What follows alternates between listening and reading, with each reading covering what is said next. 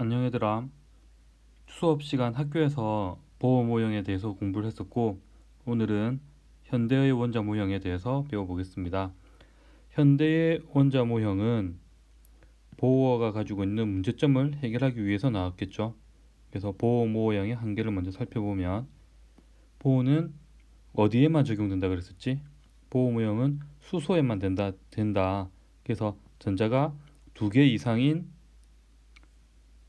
원자를 다전자 원자라 그래요. 그러니까 전자가 많이 있다는 뜻이겠지.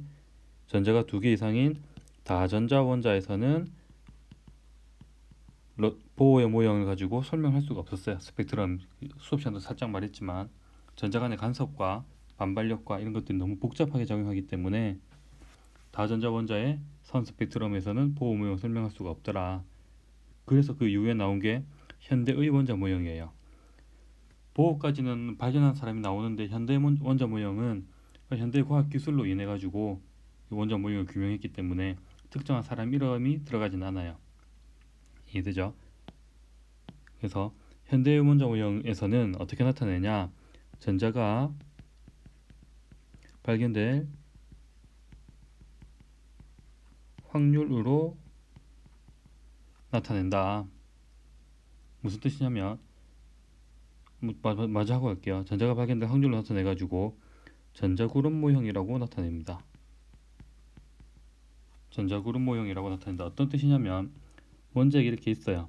원자핵이 있으면 전자가 원자핵 주변 어딘가에 이렇게 존재하겠지. 여기 존재할 수도 있고, 여기 존재할 수도 있고, 여기 존재할 수도 있고. 보호 모형에서는 전자가 이렇게 원을 그리면서 운동을 한다고 했었는데 그게 아니었어요. 그게 아니고 전자는 핵 주변에 어디엔가 존재하고 있는 거예요. 그러니까 여기에 존재할 수도 있겠고요.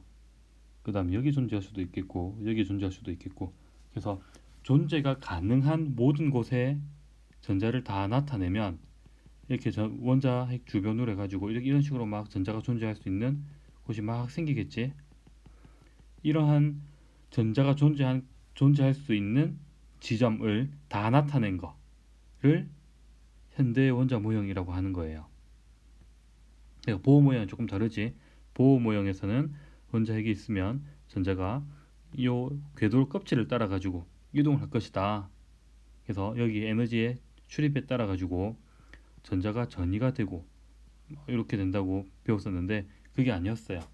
전자는 원자핵 주변에 어디에나 존재할 수가 있더라. 그래서 전자가 발견될 확률, 그러니까 이 점 하나하나가 확률이 되는 거지. 이해됩니까? 그래서 아예 패러다임이 바뀌어요. 전자는 뭐 원자핵 주변에서 이렇게 있는 게 아니라 전자는 어디에도 존재할 수가 있고, 그래서 그 결과를 이렇게 그림으로 나타내는 것을 현대 원자 모형이라고 하고, 이게 전자가 실제로는 이렇게 구름처럼 막 퍼져 있는 거, 이렇게 구름처럼 이렇게 막 퍼져 있는 거예요. 이게 구름처럼 막 이렇게 퍼져 있어요, 이렇게. 그래서 이걸 전자 구름 모형이다라고 하는 거예요. 여기까지 이해가 되겠나요? 그러면 이 구름을 어떻게 나타낼 수 있을까? 이 전자 구름을 나타내는 방법이 오비탈이라고 해요. 그래서 현대 원자 모형은 오비탈 이론이라고 얘기하기도 합니다. 그래서 오비탈로 나타내는 건데, 이 오비탈이라고 하는 건 어떤 것을 뜻하는 거냐고 하면 원자핵 주위의 공간에 전자가 존재할 확률이라고 배웠었죠. 을 나타내는 함수, 그러니까 계산값이야, 값. 그러니까 확률 밀도 함수로 나타나는 그 값을, 함수 값을 오비탈로 나타내는 거고, 이 함수니까 어떤 수식이 존재하겠죠. 이 수식을 컴퓨터에 땅 때리면 오비탈 모양이 이렇게 나오는 거예요. 이해됩니까?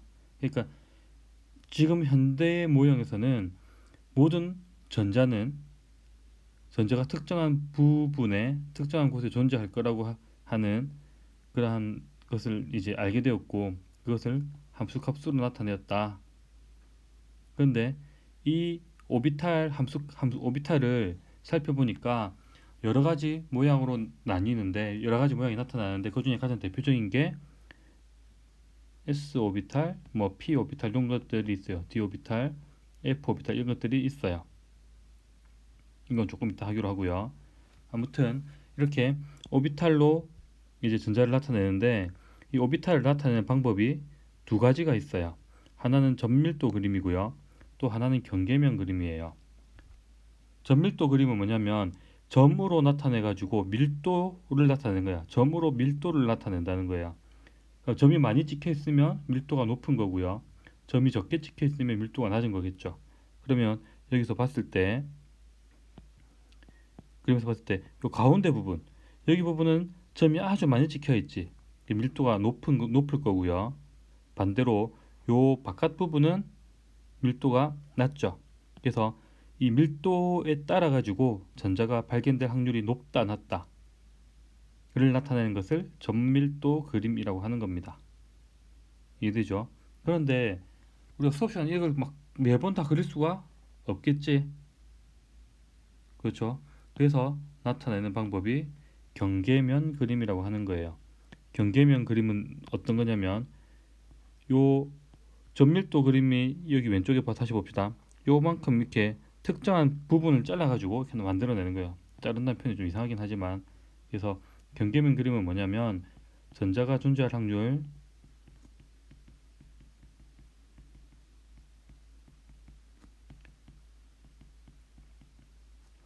90%를 이은 것이 되는 거예요. 그러니까 확률을 나타내는 함수값이니까 전자는 어디인가 무조건 존재하겠지. 그래서 확률을 다 합치면 몇 퍼센트가 돼요? 100%가 되겠죠. 근데 100%는 전자가 여기 존재할 수도 있고, 여기 가운데 핵 기준에서 요 끝에 존재할 수도 있고, 여기 끝에 막 아무 때나 존재할 수 있는 거잖아요. 이게 다 나타낼 수 없어요. 그래서 90% 어느 정도 밀집되어 있는 것을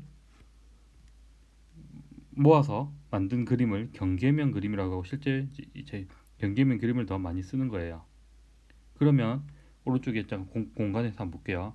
이렇게 3차원 공간이 있고 가운데 원자 핵이 있는 거예요. 핵 주변에 이렇게 전밀도 함수가 아닌, 그림이 아닌 경계면 그림을 그렸어요. 그럼 여기 안에 이 A라는 원자가 있다고 하면, 이 원자 안에 원자를 보면 경계면 그림 안에는 전자가 존재할 확률이 몇 퍼센트? 90%가 되는 거지. 그럼 이 경계면 밖에는 전자가 존재하는 거야, 안 하는 거야? 존재하고 있죠. 여기도 존재할 수도 있고 여기도 존재할 수 있어요. 근데 몇 퍼센트의 확률로 존재할 수 있다? 경계면 밖에서는 10%의 확률로 전자가 존재할 수가 있다. 그러니까 오비탈을 나타낼 때 경계면, 어떠한 여기가 1s 오비탈이라고 이름이 있는데, 1s 오비탈의 외부에는 전자가 존재할 확률이 있다 없다? 있어요. 몇 퍼센트의 확률로? 10%의 확률로. 여기까지는 이해되겠나요? 되겠죠? 그래서 요 보면 동그란 모양이 있지. 지금 동그란 모양에 따라 가지고 s 오비탈이라고 하기도 하고요, p 오비탈, d 오비탈, f 오비탈 등의 기호를 통해서 나타냅니다. 오비탈의 종류를 나타낼 때 오른쪽 여기 s, p, d, f 이렇게 나타내는데, 이것들은 오비탈의 종류예요. 종류. 그러니까 이 각각의 오비탈마다 모양이 달라요. 모양이 다르다는 것은 전자가 존재하는 방식 자체가 다르다는 거겠죠. 그리고 이 오비탈을 표시할 때는 주양자수 n, 주양자수는 뭐 어떤 거냐면 껍질을 나타내요. 껍질. 첫 번째 껍질 나타낼 때 첫 번째 K 껍질은 어떻게 났죠? n equal 1. 그 다음 KL은 n equal 2. M은 n equal 3. N은 n equal 4. 이런 식으로 나타냈었지. 그래서 이 껍질 수하고 오비탈의 종류, 아까 SPDF 나타냈지를 함께 나타내 가지고 1s, 뭐 2s, 2p 이런 식으로 주양자수하고 그 다음에 오비탈의 종류를 함께 표현해서 나타냅니다. 그래서 뭐 3d 오비탈이다 라고 하면, 세 번째 껍질에 있는 d 오비탈이구나. 2s 오비탈이다 그러면 주양자수 몇? 2. 두 번째 껍질에 있는 s 오비탈이구나. 이렇게 알 수가 있는 거예요. 이렇게 하기로 약속을 한 겁니다. 이해되겠죠? 그래서 교육 과정에서는 S 오비탈하고 P 오비탈 딱 두 가지만 나올 거예요. 교육 과정에서는 여러분들 S 오비탈하고 P 오비탈 딱 두 가지만 나올 건데 이것들의 차이를 구분하는 것은 중요한 일이 될 거예요. S 오비탈은 위에서 본 것처럼 동글동글해요. 근데 이게 평면으로 봤을 때 동글동글한 거니까 이게 3차원이라고 하면 동글동글하겠죠. 똑같나? 동글동글한 거는 공 모양이 되겠죠. 그래서 얘는 구형이라고 합니다. 또는 공 모양이라고 하고요. P 오비탈은 어떻게 생겼냐면 요렇게 생겼어요. 얘가 뭐 X축이고 Y축이고 Z축이라고 한다고 하면 그 다음에 또 뭐 이렇게 Z축 방향으로 이런 식으로 요렇게 생겼어요. 무한대 같은 모양인데 얘를 아령 모양이라고 합니다.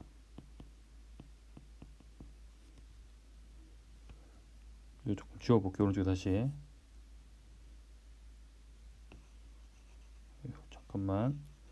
그래서 S 오비탈은 공 모양이라고 하고요. P 오비탈은 아령 모양이라고 하고 뭐 참고로 D 오비탈은 더 복잡하긴 한데 D 오비탈은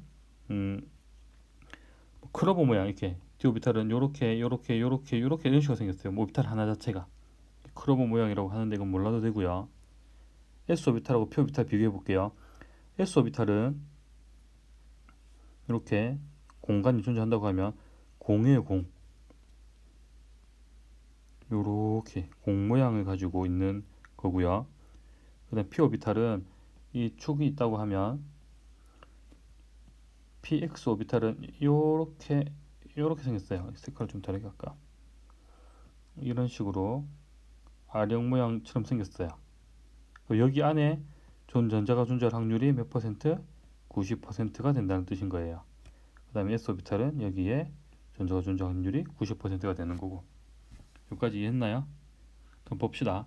여기가 가운데가 원점이야. 그럼 S 오비탈 같은 경우에는 여기가 만약에 이만큼의 거리가 1이라고 하자. 또 요만큼의 거리가 1이라고 하고 이만큼의 거리가 1이라고 하자. 그러니까 거리가 똑같지? 지금 체크한 여기 파란색으로 체크하는 지점 여기는 원점으로부터 그러니까 원자 핵으로부터 거리가 다 똑같아요. 공이니까 전밀도 위에 왼쪽 위에 보면 이 모양처럼 거리가 같으면은 전자가 존재할 확률도 같아져요. S 오비탈에서는 이해됩니까? 무슨 말인지.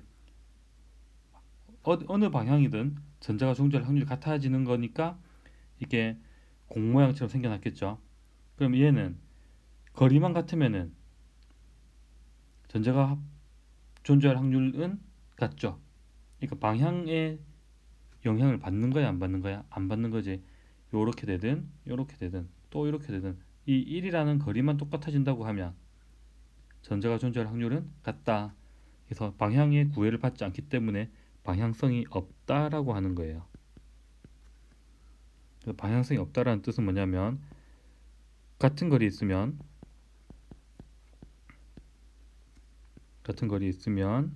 전자가 존재할 확률이 같다.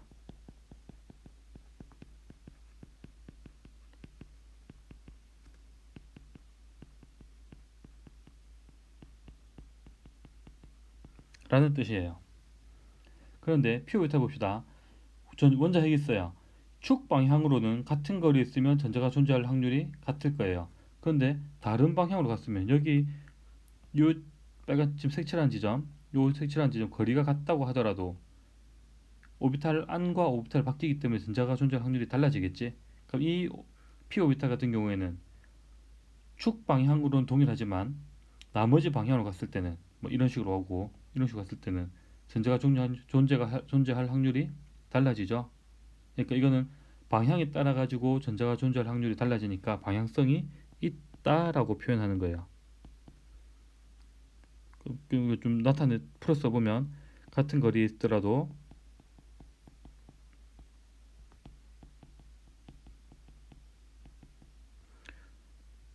전자는 다른 확률에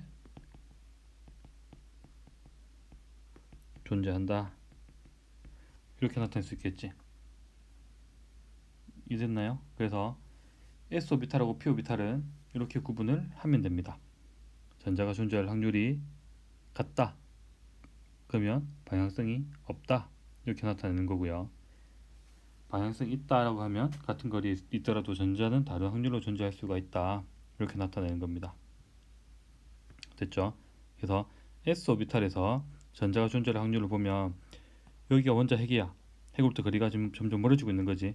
당연히 핵으로부터 가까운 거리, 전자라는 놈은 마이너스를 띠고 있고 원자 핵은 플러스를 띠기 때문에 핵 가까운 부분에서 전자가 존재할 확률이 높아지는 거죠. 그래서 얘는 첫 번째 껍질에 있는 1s 오비탈을 나타내는 거고요. 2s 오비탈하고 뭐 3s 오비탈 이렇게 그림이 나와 있는데 2s 오비탈 같은 그러니까 1s 오비탈 같은 경우에는 피크가 하나밖에 없지.